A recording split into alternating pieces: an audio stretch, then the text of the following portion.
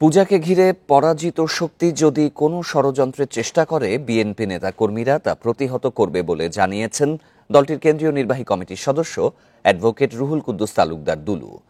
Bundle থাকলে প্রতি সেনমানিতে টাকা বাঁচবে। বিকাশ সেনমানি বান্ডেল কিনে জিতুন প্রতি লেনদেনে। দুপুরে নাটোরে আলাইপুরে বিএনপি কার্যালয়ে শারদীয় দুর্গাপূজা উপলক্ষে মতবিনিময় সভায় একথা বলেন তিনি। দুলু বলেন, ধর্মীয় অনুষ্ঠান ঘিরে একটি চক্র বিভ্রান্তিকর তথ্য ছড়ানোর চেষ্টা করে।